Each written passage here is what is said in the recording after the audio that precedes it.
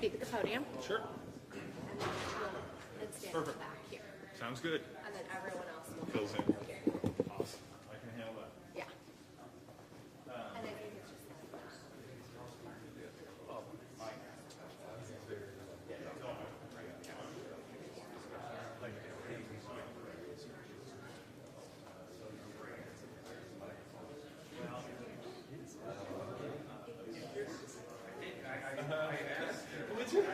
Oh, that's okay, right? Yeah.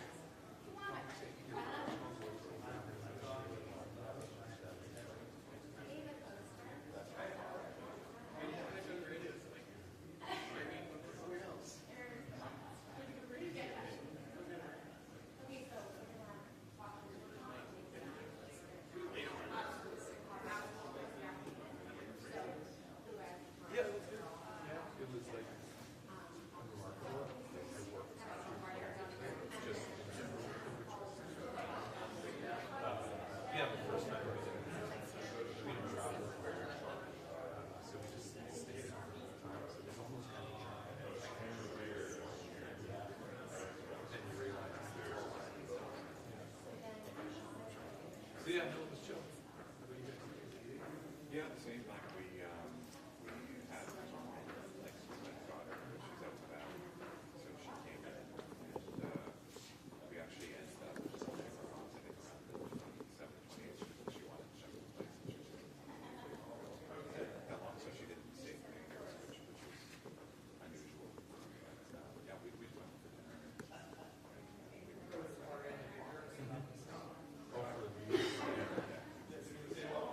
Yeah, we don't do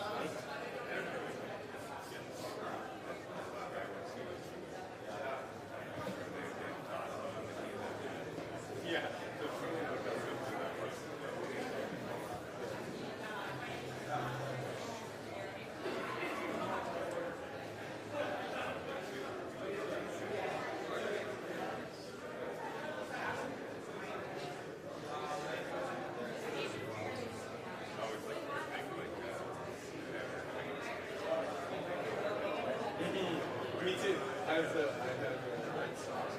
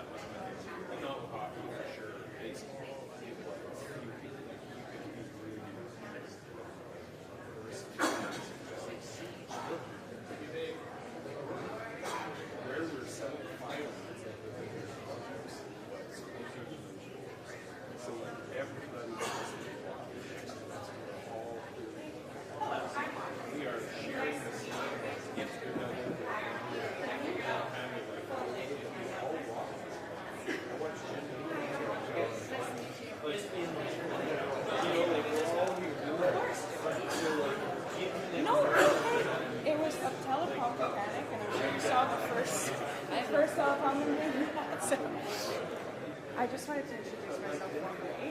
I'm Audrey. Audrey, nice to meet you. Lovely to meet you. Thanks so much for coming. My pleasure. I'll be moderating, so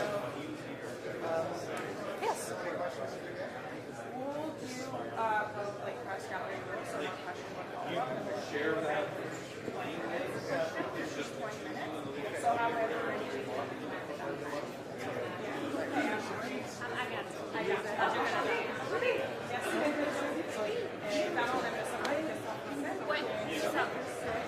¿Qué va a haber?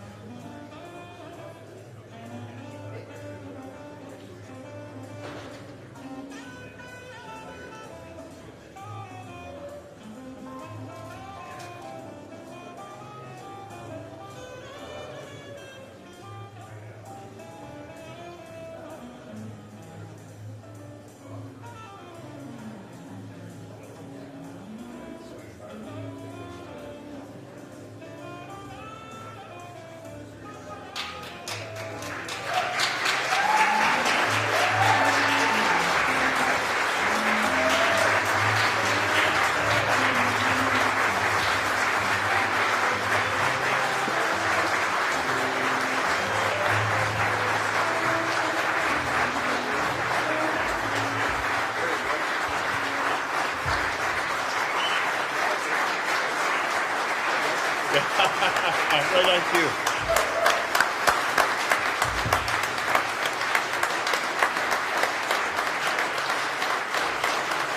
Hello and welcome, everybody. Man, it is good to see more people than seats in a room of Liberals here in Nova Scotia. Look, I can tell you it's a great pleasure to be here. Bonjour et bienvenue tout le monde. C'est un plaisir d'être ici sur une location historique dans l'histoire de notre pays.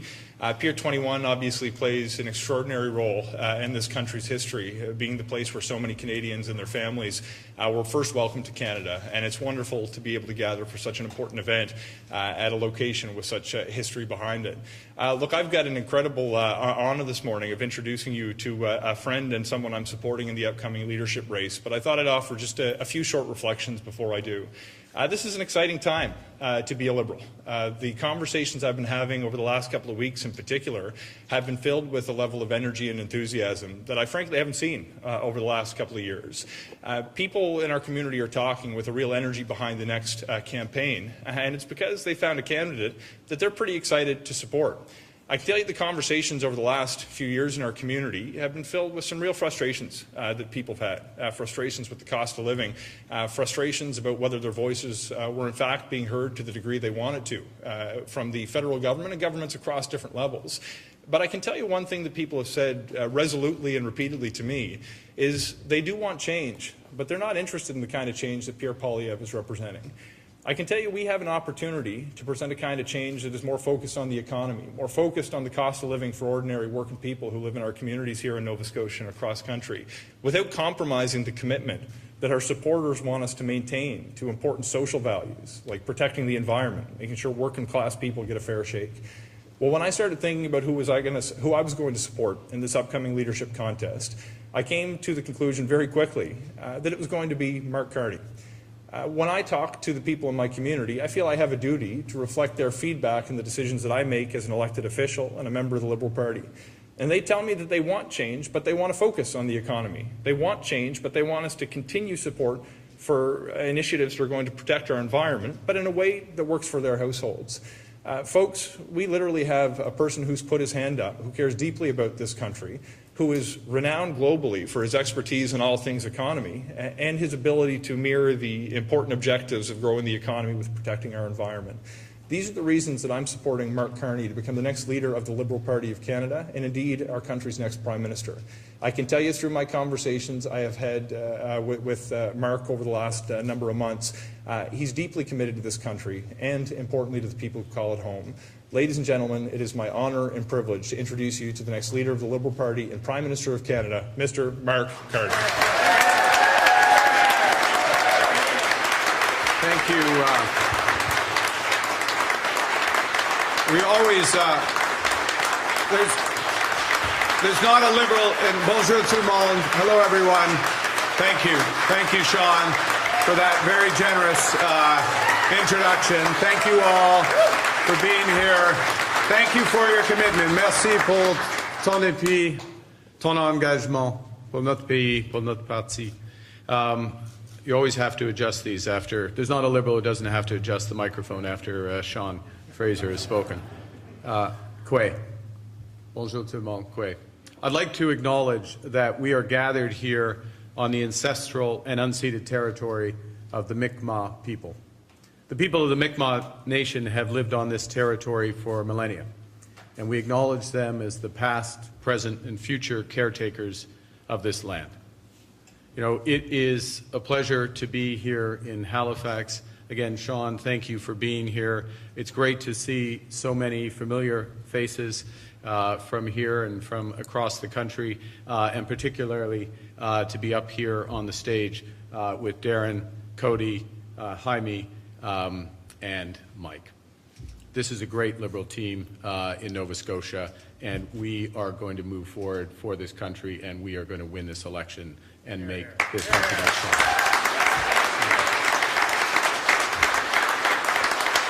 And one of the reasons why we have to win this election, I'm going to start by saying a few words about what's happening with our neighbors down south. President Trump's tariffs on Canada could be imposed as early as tomorrow. And I've been in regular contact with our ministers who are down there, meeting with their counterparts, including Foreign Affairs Minister Joly, Finance Minister LeBlanc, Minister McGuinty. I just want to be absolutely clear that I and my fellow Liberals stand foursquare behind their efforts. President Trump thinks Canada will cave in. We will never, ever bow down to a bully.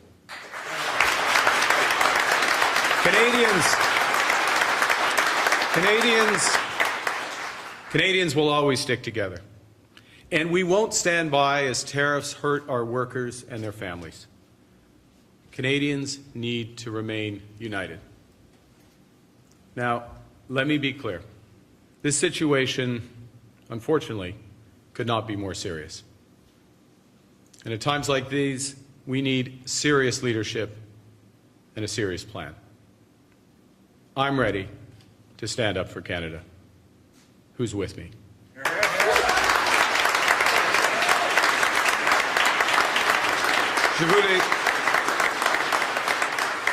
Tout début, je voulais prendre le temps de répondre à ce qui se passe au sud de la frontière. Le président Trump pourrait imposer des tarifs aussitôt que demain.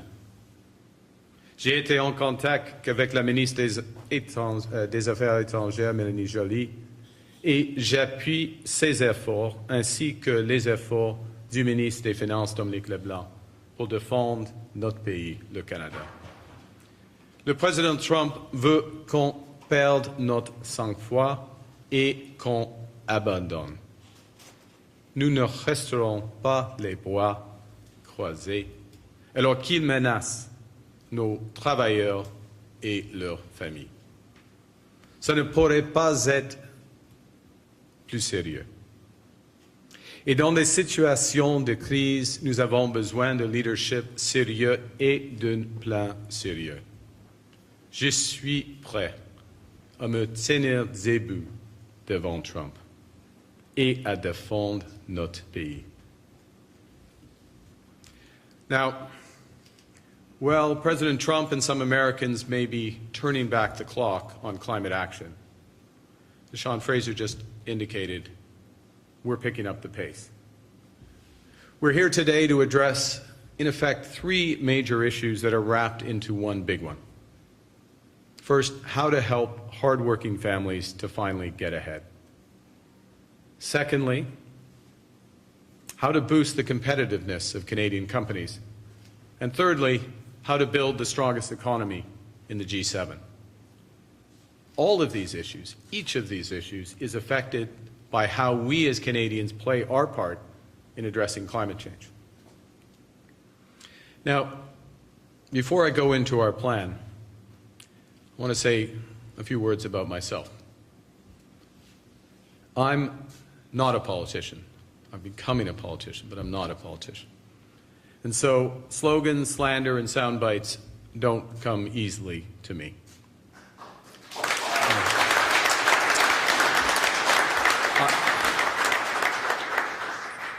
And because I'm not a politician, I don't like press releases that are dressed up as policies. So if I see a politically expedient but half-baked solution, I'll reject it. What I am is a pragmatist. So if I see that something isn't working, I'm going to change it. And today is about change, but it's not about cosmetic change. It's about the right change that puts money in people's pockets.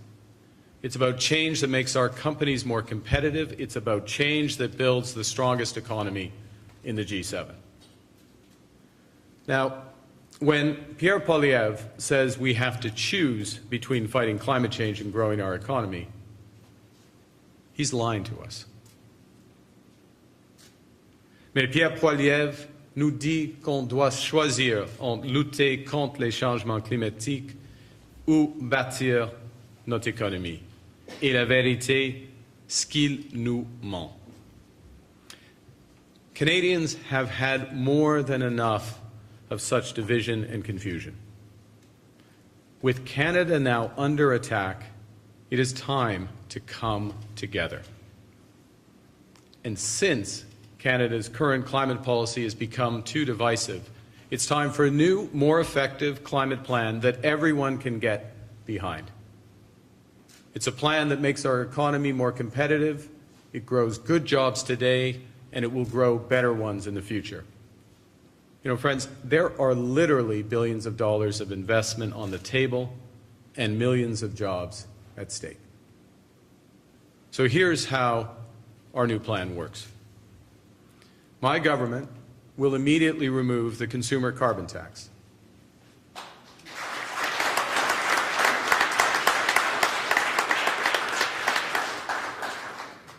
But we won't stop there. Instead, what we'll do is create a system of incentives to reward Canadians for making greener choices. So it means that you'll no longer have to pay more to fuel your car or heat your home.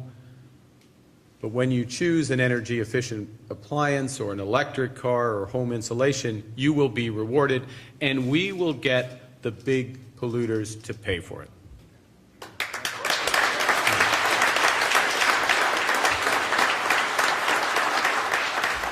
En tant que chef, je vais annuler la taxe sur le carbone et, à la place, créer un système d'incitatif pour récompenser les Canadiens et Canadiennes qui font des choix éco-responsables.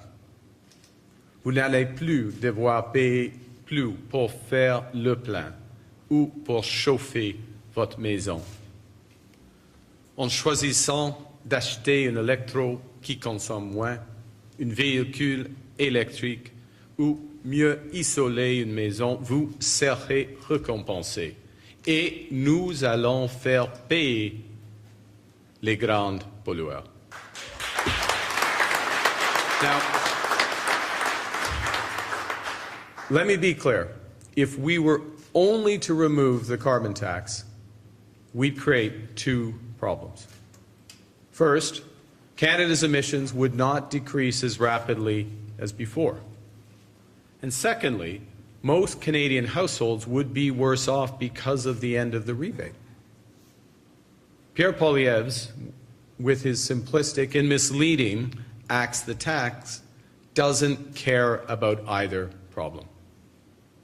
Now, that's possible because he doesn't really believe in climate change.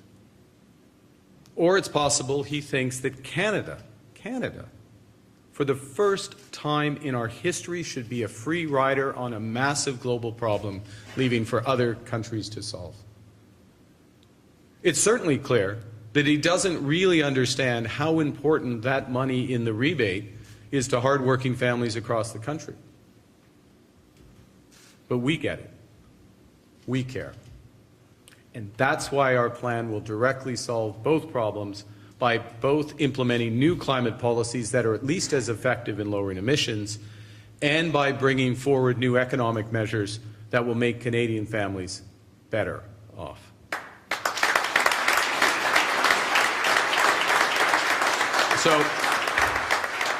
So how does it work? First, as I mentioned, to help Canadians invest in greener policies, we'll have the big polluters pay for climate incentives by developing and integrating a new consumer carbon credit market into the industrial pricing system. That way we ensure that taxpayers aren't on the hook for consumer climate incentives, while we still provide price certainty for households when they make climate-smart choices. The second thing we'll do is, with a new Made in Canada competitiveness strategy, my government will improve and tighten the output-based pricing system for large companies. We'll extend it to 2035, and we will speed up approvals of clean energy projects. That's okay. Thirdly, it's important. It is actually important. See, Cody knows just how important that last bit of that phrase is, because we got to get moving. Third thing we're going to do is to ensure that there's fair competition for our companies and that we penalize high-polluting foreign imports. So we're going to develop a carbon border adjustment mechanism. What that does is promote jobs here at home, it prevents carbon leakage abroad, and it aligns Canada with our allies who are still engaged in the fight against climate change.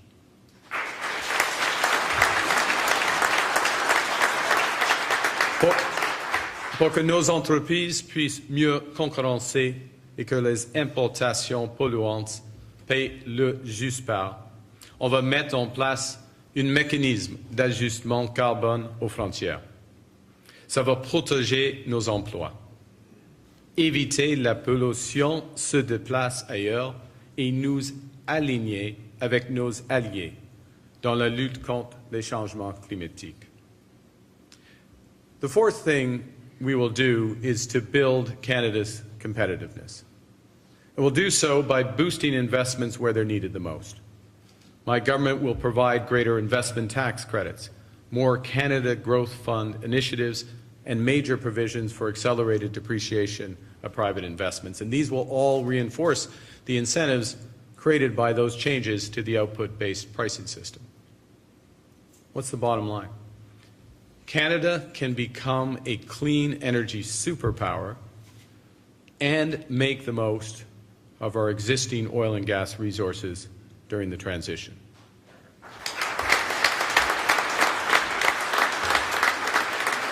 And there's more. We now have an opportunity to leapfrog the United States while they turn inward and attempt to turn back the clock.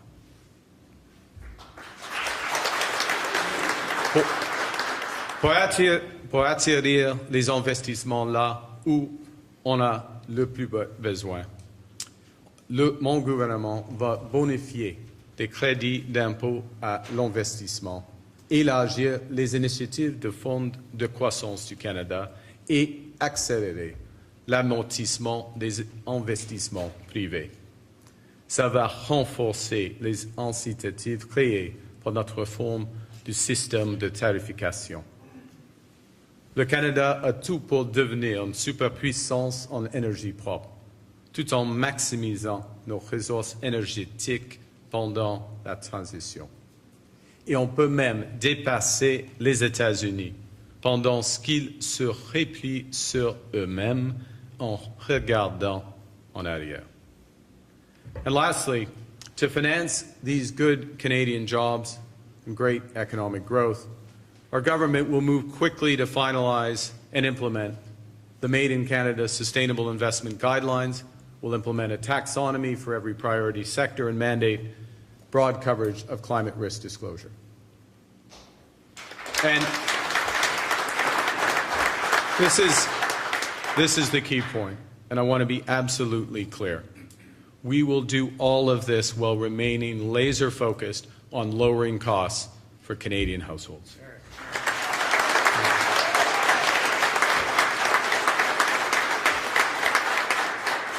So we will be making big economic changes to ensure those households are immediately better off, and I very much look forward to sharing those plans with you in the days to come. Nous allons apporter des grands changements économiques pour améliorer immédiatement la solution ces ménages canadiens. Et j'ai hâte de vous présenter ces plans dans les semaines à venir. Now, let me finish.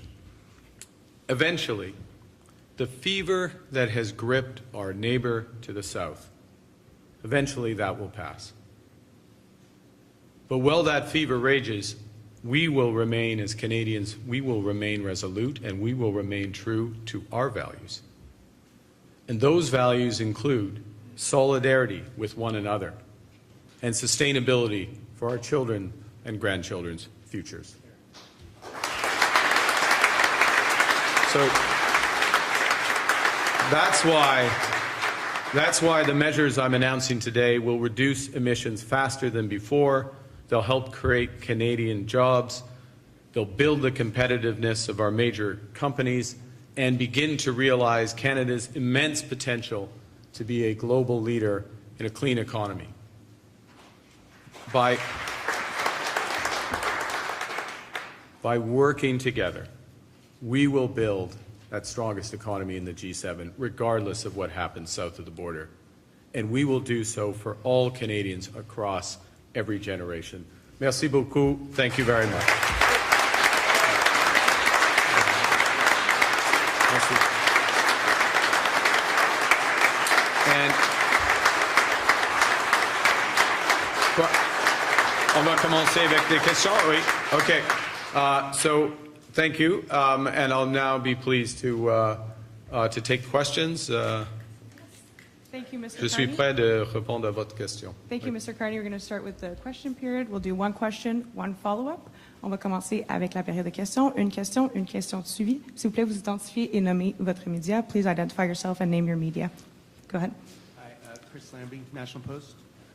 You say you'll drop the consumer carbon tax, but will you maintain the federal industrial carbon tax? And if so, are you maintaining the current government levels and increases? Thank you for the question. It's an important point. Yes, we are maintaining what's called the output-based pricing system, which is the price that large polluters will pay. The important and there is an expectation, as you know, that price will rise over the course of this decade. What that does is it provides a very clear signal to large companies to make the investments now, to get their emissions down, to become more competitive. What is innovative, one of the things that is innovative about what we're doing, is we, in effect, will provide them with more options to reduce emissions because they will be able to pay for the emission reductions of Canadian households. To be absolutely clear, you're sitting here in Halifax and you're trying to make a decision about buying an EV or a heat pump or home insulation or a better appliance, you'll see a clear fixed level of credit that you're going to get. But we as the federal government will turn around and monetize that from the large polluters. And that way, the taxpayer's not on the dime. The large companies have more options. The system's more efficient. We move forward together. Thank you. Can I, one follow-up? Will you be running in the Halifax by-election for the seat vacated by Andy Fillmore? And if not, where will you be running? There are some excellent candidates for that vacancy, and I'm sure the local riding association will make the right decision for that. I'll say as well that one of the things, and it was referenced in the introduction, we are seeing a huge surge in interest in not just rejoining the party. We've had a huge increase in membership of the Liberal Party, but also in candidates, new candidates putting themselves forward, other candidates who had been thinking about maybe stepping away, remaining. That means that the number of ridings in which I can potentially run is diminishing, but I will be making, that's a good thing. By the way, I'll be making a decision in due course, and I look forward to putting myself forward for a riding. Yeah. Thanks. Next question. Hello, Sky Brida Blom with Global News. And I'm just wondering, I know you've announced larger scale plans, but for the Atlantic region specifically, what's on your radar? What's on the radar? Well, I think the first thing is on the radar. Let me say a couple of things. One of the points that has really impressed me over the course of the last few weeks, and it really has only been a few weeks, is conversations with the gentlemen that are to my left. Some of them went back further when Sean Fraser, obviously as a minister, but the conversations with the deputies in Nova Scotia, the men and women who are serving here across Atlantic Canada, and really getting a sense of their priorities, the priorities of the people they're serving. So one of the things that helped inform today's announcement, candidly, is those discussions, what's happening on the ground, how we can make it more effective. Second thing that's absolutely clear, it's a big issue across Atlantic Canada. Well, it's a big issue in the major centres, particularly in Atlantic Canada, is around housing, and how do we reinforce that? We'll be saying more about that. I'll say a third thing, and I'll stop on this, which is perhaps more unique to this region, which is how do we get the Department of Fisheries and Oceans to be more effective for the region, closer to the region. And there are some very good ideas about how to do that. We want to work that through because, let's face it, you know it, these people know it, you know it. Canada's a big country, and coast to coast to coast means different things for policies, and being close to the fishers is incredibly important, and I think we'll come up for a solution that works both for Atlantic Canada and the other coasts as well.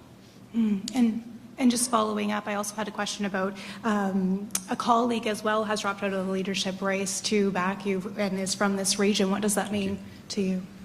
It means a tremendous amount. I'd say the first thing, immense respect for Jaime and him stepping up in the leadership race and profiling the crucial issues around reconciliation. There are many issues with respect to that. That is unfinished work. The country has made progress, and I salute the current government for making it a priority. It will be a priority for me as well, and we focused on specific aspects that we can move forward. Economic reconciliation is a very large part of it, but there is much more than that. And I'm very pleased that Jaime is part of our team and that we'll all be working going forward. Thank you. Next question, Bloomberg? Or Globe and Mail. Hi, Mr. Carney. My name's Lindsay Jones. I'm with the Globe and Mail. And my question is, in the past, you've supported the carbon tax and defended Prime Minister Justin Trudeau's stance on the carbon tax. Why now? Why are you coming up with this now? Well, I think there's two things, Lindsay. One is that, and that's right, and it's worked. It has had some impact in terms of reducing our emissions, making things more efficient. But as I said in my remarks, and I think certainly colleagues would know and people would know, it has become very divisive for Canadians. It's the perceptions of the impact, the negative impacts of the carbon tax on households without fully recognizing the positive impacts of the rebate has made this more of a divisive issue. It's been fed by misinformation and lies, quite frankly, by the Leader of the Opposition, but okay. We are in this situation. And it's important that climate policy has broad buy-in. There's a better way to do things. We've worked on coming up with a better way to do things, which keeps an element of the price on pollution, the most important element, which is the industrial price. And I'll just point out for those who may be interested that really what we're looking at is almost 90% of the emissions reductions are coming from the industrial side. So a little more than, it depends on the year, but somewhere around 10, 11% coming from households. So we've worked a way where we're going to get greater reductions on the industrial side, some household reductions driven by incentives, the carrot, not the stick, and have those industrial users pay for them. So this is a better, in the end, it's a better solution that builds off of what was there before. Okay, and in relation to what's happening in the U.S., what are you proposing Canada can do about the tariffs that you say maybe, we all know may be coming into effect tomorrow? So the first thing is to say, and as I alluded to at the start of my remarks, is we have a government in place. We have negotiators literally at the front line with the Foreign Affairs Minister, the Minister of Finance, Minister of Public Safety are in Washington having discussions with their American counterparts and stand foursquare behind them. Second is that, so I'm not going to say anything that undercuts or front runs or interferes with that. But to be clear, we have many cards. We're keeping all our cards. We're not turning over any of our cards face up. First and foremost, what you need to do in any negotiation is strengthen your outside option. And our outside option is to walk away. Our outside option is to strengthen our economy now. This is one of many measures we have to strengthen the economy in the near term and over the medium term, and we will take those. We clearly have signaled, and there should be no doubt for anyone in the United States, that we will impose retaliatory dollar-for-dollar tariffs if these measures are put in place. We will target those tariffs where they have maximum impact in the United States and minimum impact in Canada. We will support our companies and workers that are most affected. We'll recycle the money from those tariffs to support them. There's much more we can do, and I'll just add this to it, which is consistent with other public comments, is that we have an opportunity to reinforce the strength of our economy. We have an opportunity to make our economy work better as one economy, and we have an opportunity, as I said in my remarks, candidly, to take advantage of what's happening in the United States. They're taking their eye off the ball on some big issues that are going to be fundamental, not just to the future of our planet, but to the competitiveness of companies. So let's take advantage of that and move forward. Thank you. Thank you. Next question, CTV. Hi, Mr. Carney. Callum Smith with CTV. I guess I just wonder why you're releasing this level of platform detail here in Atlantic, Canada, and how important is this region for you, first as a leadership candidate, and secondly to the Liberal Party as a whole? Well, first to say, let's start with the second part. Incredibly important to the Liberal Party, to the country as a whole. So many of the best ideas, energy, for the party, for the country, have come from Atlantic Canada, have come from Nova Scotia. As I said earlier, just in an earlier response, part of the benefit of discussing and listening to MPs, listening to their ideas over the course of the last few weeks has been to inform policy. Now, I'm not one to hold something back and wait to release a policy. We need to get moving, right? We're for a variety of reasons. It's not just about campaigning, but it is not an overstatement to say that we're in a crisis caused by the actions of the president, reinforcing real pain that Canadian households have felt. And we're about solutions, and we're going to put those solutions out in front of Canadians and look for their confidence so we can put them into place. That's what's at stake. Let's take this issue here today on climate change. Pierre Poilievre, as you've heard thousands and thousands of times, would axe the tax. That's it. That's all he cares about. That's it. Doesn't care about households being worse off. Doesn't care about our companies being less competitive. Doesn't care about the future of the economy. Certainly doesn't care about the planet. We care about all those things. And we are dealing with all those things, starting first and foremost with those households and getting their costs down. But we're able to do more than one thing at one time, and that's why this is so important. Speaking of household costs, I guess I just wonder, can you detail these carbon credits a bit more? You talk about greener choices being rewarded. What do you mean by that, and how will that differ from, say, the carbon tax rebate? That's a great question. So what we will roll out once in government is the specific credit levels for EV purchases, appliance purchases, whether it's heat pump, home insulation. So households are looking at fixed level dollar levels of rebates that they will get for taking those steps. And I should add, maybe just for the avoidance of doubt, I didn't mention this, but the way the system works, it's large companies that are affected by the output-based pricing system, so small and medium-sized companies that have relatively low carbon footprints. This also affects them. The carbon tax comes off them as well. Then they get a choice, and we'll design the incentive system for them. They get a choice whether to reduce emissions and also benefit from these types of credits. So we'll show those specific amounts to households for the various actions, small businesses. And then we as a government will take the emission reductions, those credits, and we will let them be sold into the output-based pricing system market, which has a credit system. And that's how the large producers pay for it. We can structure this so that there's no cost to the taxpayer or recycle some of that money back into other climate action. Thank you. Thanks. Thank you. Next question, APTN. Hello, hi, my name is Angel Moore and I'm with APTN National News. Last week, the 13 Nova Scotia Chiefs rejected to be part of a $250 million program with the Department of Fisheries that's saying that our treaties are not for sale and they are united and they want to manage their own fishery, and they're frustrated because they say that negotiations should be nation to nation because of the treaties, not with DFO officials.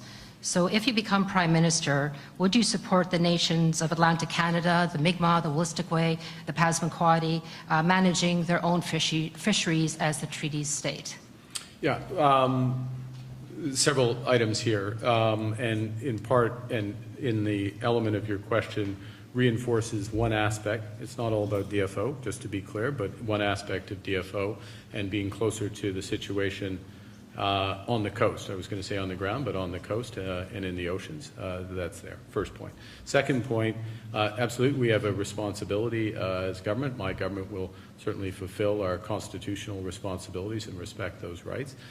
We want to have a viable fishery that works for First Nations, works for all residents and fishers in Atlantic Canada. Thank you. Thank you. Through the campaigning, we've been noticing that reconciliation and Indigenous peoples haven't really been mentioned much. You did comment earlier today. If you became Prime Minister, how would you approach reconciliation different from Trudeau? Well, I think the first thing to say is that I think it's important to recognize, reconciliation is a process. It is not a process without end. It should not be a process without end. And it's important to recognize where there has been progress with respect to reconciliation. And it has been a priority of the government since 2015. There has been progress. There's more work to do. But in order for this to be effective and really move forward, I just want to underscore that it has been a priority. We have made progress. There is more to do, first point.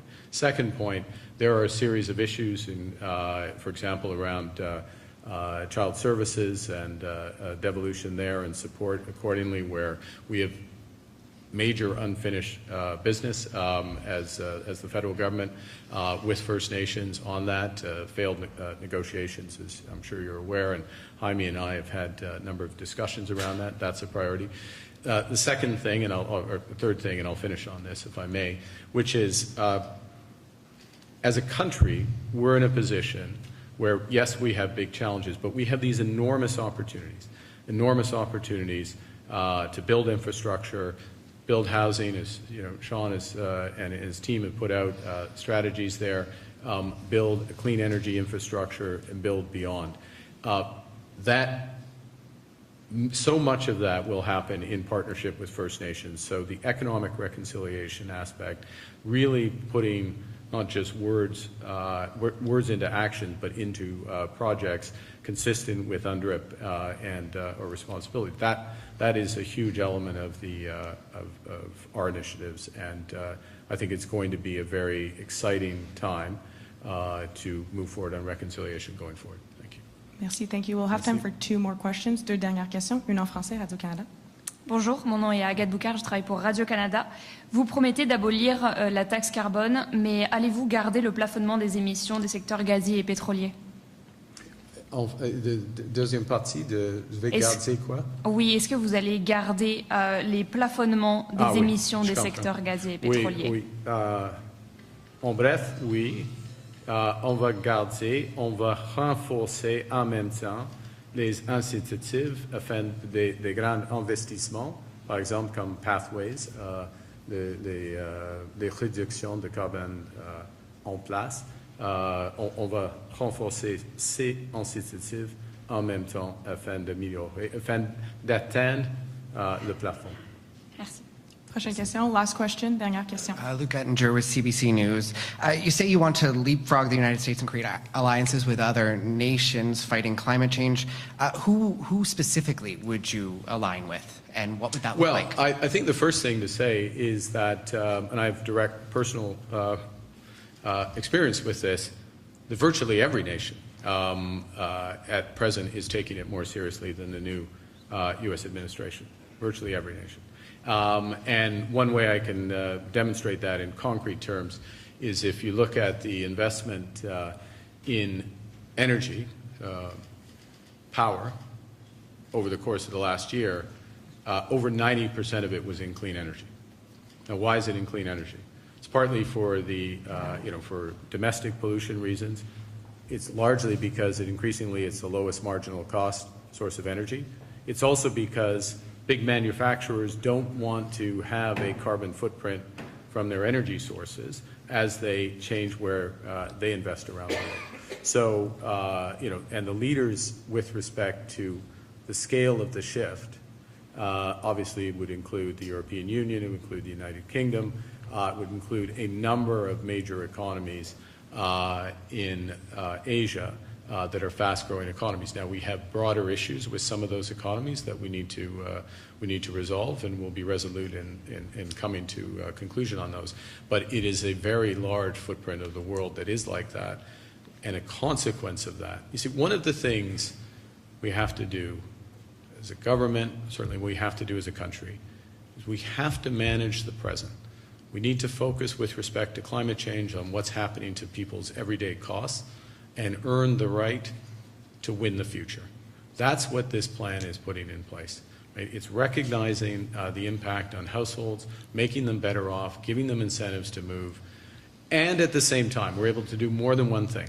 We're able to realize that the world is shifting where one of the biggest determinants of competitiveness in any industry is going to be what your carbon footprint is. And we can own this. We can absolutely own this as Canada. This is our moment. This is our time. We're going to leapfrog the United States while they've turned inwards and trying to turn back the clock. They'll come around eventually. And when they come around, we're going to be ahead of them.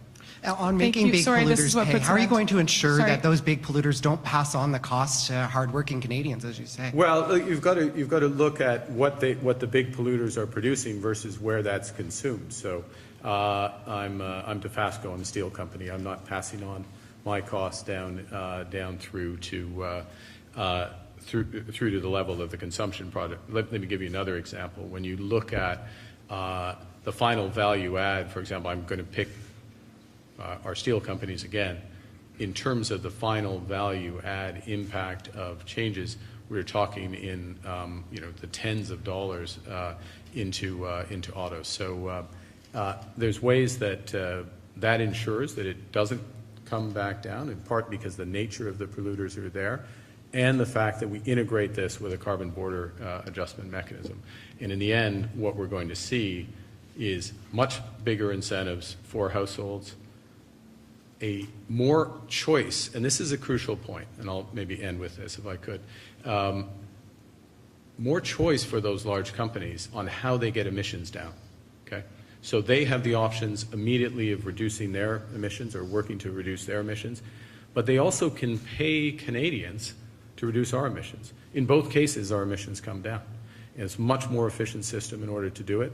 It will have a big impact, and it's going to ensure that taxpayers' money, that precious resource that we can devote as a government to other priorities of Canadians, keeping their taxes down and ensuring that we continue to pay for crucial social services from health care at the provincial level to child care, dental care, old age pension, and beyond.